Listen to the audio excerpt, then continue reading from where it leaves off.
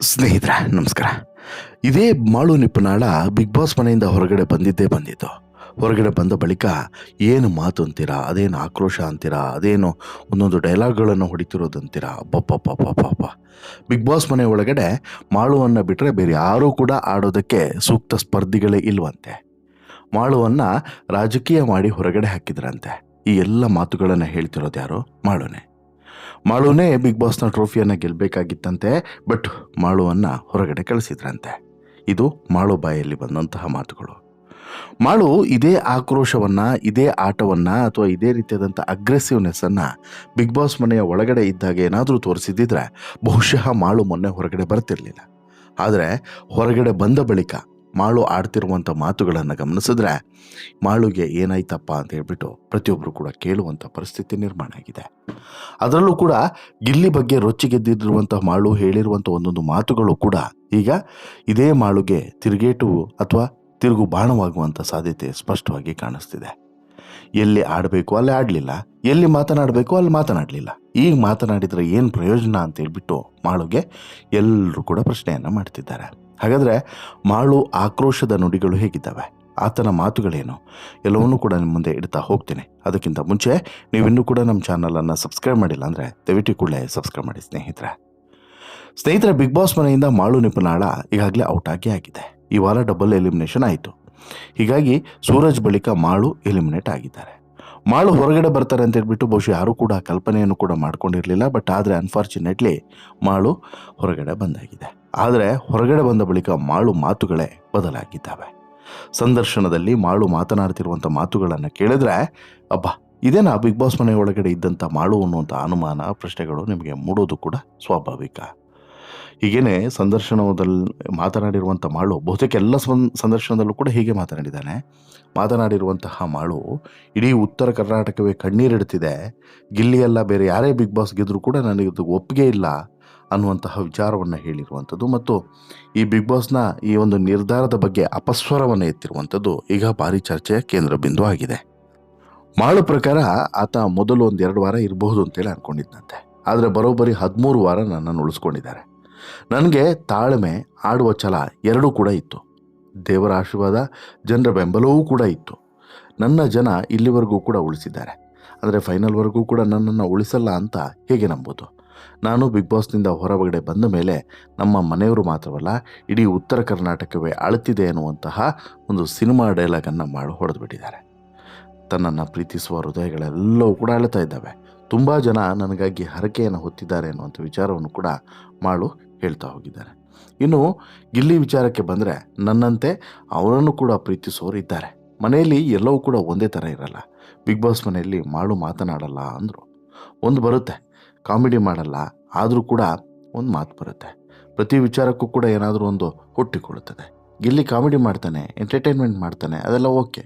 ಆದರೆ ಒಂದೇ ಒಂದು ಟಾಸ್ಕ್ಗಳಲ್ಲಿ ಆಡಿದ್ದನ್ನು ನಾನು ನೋಡೇ ಇಲ್ಲ. ನನಗೆ ಈಗ ಬಿಗ್ ಬಾಸ್ನಲ್ಲಿ ಬೇರೆ ಯಾರೇ ಗೆದ್ದರೂ ಕೂಡ ಅದನ್ನು ನಾನು ಒಪ್ಪೋದಿಲ್ಲ. ಹಾಗೆ ನೋಡಿದರೆ ಈಗ ಮನೆಯಲ್ಲಿ ಇರುವಂಥ ಯಾರೂ ಕೂಡ ವಿನ್ನರ್ ಆಗೋದಕ್ಕೆ ಅರ್ಹರೇ ಅಲ್ಲ. ಯಾರೇ ಬಂದರೂ ನಾನು ಅದನ್ನು ಒಪ್ಪೋದಿಲ್ಲ ಅಂತ ಹೇಳ್ಬಿಟ್ಟು ಅತಿ ಕೋಪದಿಂದನೇ ಮಾಳು ತನ್ನ ಆಕ್ರೋಶವನ್ನು ಹೊರಗಡೆ ಹಾಕಿದ್ದಾನೆ. ಇನ್ನು ನನ್ನಲ್ಲಿ ಎಲ್ಲ ರೀತಿಯ ಅರ್ಹತೆ ಇದ್ದರೂ ಕೂಡ ಈ ಹಂತದಲ್ಲಿ ಎಲಿಮಿನೇಟ್ ಮಾಡಿರೋದು ಸರಿಯಲ್ಲ, ಇದು ಬೇಕಂತಲೇ ಮಾಡಿರೋದು ಅನ್ನುವಂಥದ್ದು ಮಾಳು ಆರೋಪ. ಈ ಹಿಂದೆ ಮನೆಯ ಒಳಗಡೆ ಬಂದಂತಹ 2ನೇ ವಾರಕ್ಕೆ ಸುಸ್ತಾಗಿದ್ದಂಥ ಮಾಳು ನನಗೆ ಇಲ್ಲಿ ಇಷ್ಟವಾಗ್ತಿಲ್ಲ, ನನಗೆ ಸೆಟ್ ಆಗ್ತಿಲ್ಲ, ಉತ್ತರ ಕರ್ನಾಟಕದವರು ನಾನು ಹೊರಗಡೆ ಹೋಗಬೇಕು ಅಂತ ಹೇಳಿಬಿಟ್ಟು ತನ್ನ ಅಳಲನ್ನು ತೋಡಿಕೊಂಡಿದ್ದ. ಅದಾದ ಬಳಿಕ 13ನೇ ವಾರದವರೆಗೂ ಕೂಡ ಬಂದ. ಮಾಳು ಆಡಿದಂತಹ ಮಾತುಗಳಿಗೆ ಸಾರ್ವಜನಿಕ ವಲಯದಲ್ಲಿ ಆಕ್ರೋಶ ವ್ಯಕ್ತವಾಗ್ತಿದೆ. ಅರ್ಹರಿಗೆ ಮನೆಯೊಳಗೆ ಪ್ರವೇಶವನ್ನು ಕೊಡಿ ಎನ್ನುವಂಥ ಅಭಿಪ್ರಾಯ ವ್ಯಕ್ತವಾಗ್ತಿದೆ. ಕಾರಣ ಏನು ಅಂತ ಹೇಳಿದ್ರೆ ಇಲ್ಲಿ ಮಾಳು ಮಾತನಾಡಿರೋದು ಒಂದು ಬಿಗ್ ಬಾಸ್ ಈಗ ತೆಗೆದುಕೊಂಡಿರುವಂತಹ ನಿಲುವಿನ ಬಗ್ಗೆ ಮತ್ತು ಅಂದರೆ ಆತನ ಬಗ್ಗೆ ಒಂದು ಆತನಿಗೆ ಭ್ರಮೆ ಇದೆ. ಏನು ಅಂತ ಹೇಳಿದ್ರೆ ನಾನೊಬ್ಬನೇ ಕರೆಕ್ಟು, ಉಳಿದವ್ರು ಯಾರೂ ಕೂಡ ಕರೆಕ್ಟ್ ಅಲ್ಲ, ನಾನೊಬ್ಬನೇ ಸೂಕ್ತ, ಉಳಿದವ್ರು ಯಾರೂ ಕೂಡ ಸೂಕ್ತ ಅಲ್ಲ ಅಂತೇಳಿ. ಹಾಗಾದರೆ ಉಳಿದಂತಹ ಅಲ್ಲಿ ಈಗ ಸದ್ಯಕ್ಕಿರುವಂತಹ ಅಷ್ಟು ಜನರು ಕೂಡ ಎಂತಕ್ಕೆ ಹೋಗಿರೋದು ಅಲ್ವಾ? ಈಗ ಮಲೆನಾಡಲ್ಲೊಂದು ಭಾಷೆ ಹೇಳ್ತಾರೆ, ಬಾಯಿ ಕಡುಬು ಹಾಕ್ಕೊಳ್ಳೋದು ಅಂತೇಳಿ. ಹಾಗಾಗಿದೆ ಮಾಳು ಪರಿಸ್ಥಿತಿ. ಬಿಗ್ ಬಾಸ್ ಮನೆ ಒಳಗಡೆ ಇದ್ದಂಥ ಸಂದರ್ಭದಲ್ಲಿ ಬಾಯಿಗೆ ಕಡುಬನ್ನೇ ಹಾಕ್ಕೊಂಡು ಕೂತಿದ್ದಂತಹ ಮಾಳು ಮಾತೇ ಆಡ್ತಿರ್ಲಿಲ್ಲ. ಬಟ್ ಅದು ಯಾವಾಗ ಈಗ ಮಾಳು ಹೊರಗಡೆ ಬಂದನೋ ಅದಾದಮೇಲೆ ಮಾತನಾಡಿದರೆ ಏನು ಪ್ರಯೋಜನ ಹೇಳಿ? ಟ್ರೈನ್ ಹೋದ್ಮೇಲೆ ಒಂಥರ ಟಿಕೆಟ್ ತೊಗೊಂಡಂಗೆ ಆಯ್ತಿದ್ದು. ಒಟ್ಟಲ್ಲಿ ಬಿಗ್ ಬಾಸ್ ಮನೆಯಲ್ಲಿ ಈಗ ಸದ್ಯಕ್ಕೆ ನಿರ್ಮಾಣ ಆಗಿರುವಂಥ ವಾತಾವರಣ ಇದೆಯಲ್ಲ, ಇದು ಅಕ್ಷರಶಃ ಒಂದು ಇದು ಸರಿಯಲ್ಲ ಅನ್ನೋ ರೀತಿಯಲ್ಲೇ ಇದೆ. ಅಂದರೆ ಯಾರಿಗೂ ಕೂಡ ಇದಿಷ್ಟ ಆಗ್ತಿಲ್ಲ. ಅಂದರೆ ಈಗ ಮಾಳು ಹೊರಗಡೆ ಹೋಗಿದ್ದು ಒಂದಷ್ಟು ಜನರಿಗೆ ಇಲ್ಲ ತಪ್ಪು ಅಂತೇಳಿ ಅನ್ಸಿದ್ರೆ, ಇನ್ನೊಂದಷ್ಟು ಜನರಿಗೆ ಬಿಗ್ ಬಾಸ್ನ ನಿರ್ಧಾರ ಅದನ್ನು ಗೌರವಿಸ್ಬೇಕು. ಆದರೆ ಮಾಳು ಇದನ್ನೇ ಈಗ ಪ್ರಶ್ನೆ ಮಾಡುವಂಥ ಹಂತಕ್ಕೆ ಹೋಗಿರೋದು ಮಾತ್ರ ತಪ್ಪು. ಒಂದು. ಎರಡನೇದು, ಇಲ್ಲಿ ನಾನೊಬ್ಬನೇ ಸರಿ, ಇನ್ನುಳಿದವ್ರು ಯಾರೂ ಕೂಡ ಸರಿ ಇಲ್ಲ, ಅವ್ರು ಯಾರಿಗೂ ಕೂಡ ಸಾಮರ್ಥ್ಯನೇ ಇಲ್ಲ ಅನ್ನೋದಿದೆಯಲ್ಲ, ಇದು ಮೂರ್ಖತನದ ಪರಮಾವಧಿ ಆಗ್ತದೆ. ಆ ರೀತಿ ಇರೋದಕ್ಕೆ ಚಾನ್ಸೇ ಇಲ್ಲ. ಅವರಿಗೆ ಅರ್ಹತೆ ಇರದೇ ಇದ್ದಿದ್ದರೆ ಇಷ್ಟು ದಿನಗಳ ಕಾಲ ಅವರು ಅಲ್ಲಿ ಇರೋದಕ್ಕೂ ಕೂಡ ಸಾಧ್ಯವಾಗ್ತಿರಲಿಲ್ಲ. ಅಂದರೆ ಬಿಗ್ ಬಾಸ್ ಸೀಸನ್ 12ಕ್ಕೆ ಮಾಳು ಬಂದಿದ್ದೇ ಒಂದು ಅನ್ಫಾರ್ಚುನೇಟ್ಲಿ. ಹಾಗೆ ಬಂದಂತಹ ಮಾಳು ಆರಂಭದಿಂದ ಮೊನ್ನೆವರೆಗೂ ಕೂಡ ಆಡಿದ್ದೇನೂ ಕೂಡ ಇಲ್ಲ. ಕಿಚ್ಚ ಸುದೀಪ್ ಅವರು ಪ್ರತಿ ವಾರವನ್ನು ಕೂಡ ಹೇಳಿದರು, ಈ ಹಿಂದಿನ ವಾರದಲ್ಲೂ ಕೂಡ ಹೇಳಿದರು, ನೋಡಿ ಮಾಳು, ನಿಮಗಿದು ವಾರ್ನಿಂಗ್, ಎಚ್ಚರಿಕೆಯ ಕರೆಗಂಟೆ. ಇನ್ನೂ ಕೂಡ ನೀವು ಅಲರ್ಟ್ ಆಗಲಿಲ್ಲ ಅಂದರೆ ಬಹುಶಃ ಮುಂದಿನ ದಿನಗಳಲ್ಲಿ ನೀವು ಮನೆಗೆ ಹೋಗೋದು ಕನ್ಫರ್ಮ್ ಅನ್ನೋಂಥ ಮಾತನ್ನು ಹೇಳಿದರು. ಆದರೂ ಕೂಡ ಈತನಿಗೆ ಇದು ಅರ್ಥ ಆಗಲಿಲ್ಲ. ಇನ್ನು ಉತ್ತರ ಕರ್ನಾಟಕದ ಬೆಂಬಲ ದೊಡ್ಡ ಮಟ್ಟದಲ್ಲಿ ನನಗಿದೆ ಅನ್ನುವಂತಹ ಭ್ರಮೆಯಲ್ಲಿ ಬದುಕ್ತಿರುವಂಥ ಮಾಳುಗೆ ಈ ಭ್ರಮೆಯನ್ನು ಮುಗಿಸುವಂತಹ ಒಂದು ಕೆಲಸವನ್ನು ಈಗ ಜನರು ಮಾಡಿದ್ದಾರೆ. ಇನ್ನು ಮಾಳು ತನ್ನ ಸೋಲನ್ನು ಒಪ್ಕೊಳ್ಬೇಕು, ತನ್ನ ಈ ಎಲಿಮಿನೇಷನನ್ನು ಒಪ್ಕೊಬೇಕು.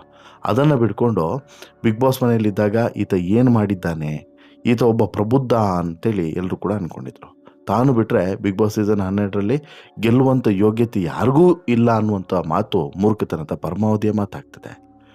ಒಳಗಡೆ ಕಳಿಸಿದ್ದು ಹೊರಗಡೆ ಬಂದು ಕಳ್ಕೊಳ್ಳೋದು ಅಂತೇಳಿ ಹೇಳ್ತಾರಲ್ಲ, ಆ ರೀತಿ ಆಯಿತು. ಒಳಗಡೆ ಏನೇನು ಗಳಿಸಿದ್ನೋ ಅದನ್ನೆಲ್ಲವನ್ನು ಕೂಡ ಈಗ ಹೊರಗಡೆ ಬಂದು ಈತ ಕಳ್ಕೊಳ್ತಿದ್ದಾನೆ. ಹೀಗಾಗಿ ಮಾಳು ಈಗ ಹೊರಗಡೆ ಮಾತನಾಡ್ತಿರುವಂಥ ಮಾತುಗಳ ಬಗ್ಗೆ ಆಕ್ರೋಶಗಳು ವ್ಯಕ್ತವಾಗ್ತಿದ್ದಾವೆ. ಅಲ್ಲಲೇ ಮಾಳ್ಯ, ಉತ್ತರ ಕರ್ನಾಟಕದಾಗ ಎಲ್ಲರೂ ಅಳಕಂತಾರ ಅಂತೀಯಲ್ಲ, ಮಂದಿ ನಿಂಗೆ ಯಾರು ಹತ್ತಿದ್ದಾರೆ ಅನ್ನೋದನ್ನು ಸ್ವಲ್ಪ ತೋರಿಸು ಅನ್ನುವಂತಹ ಕಮೆಂಟ್ಸ್ಗಳು ಕೂಡ ಬರ್ತಿದ್ದಾವೆ. ಇನ್ನು ಎಲ್ಲರೂ ಕೂಡ ಆಕ್ರೋಶವನ್ನು ಕೂಡ ಹೊರಗಡೆ ಹಾಕ್ತಿದ್ದಾರೆ. ನಿನ್ನ ಆಟ ನಿನ್ನಿಂದ ನೀನು ಮಾಡಿದಂಥ ತಪ್ಪುಗಳಿಂದ ಹೊರಗಡೆ ಬಂದಿರುವಂಥದ್ದು. ನಿನ್ನನ್ನು ಹೊರಗಡೆ ಕಳಿಸಿರೋದಲ್ಲ, ನೀನೇ ಹೊರಗಡೆ ಬಂದಿರುವಂಥದ್ದು.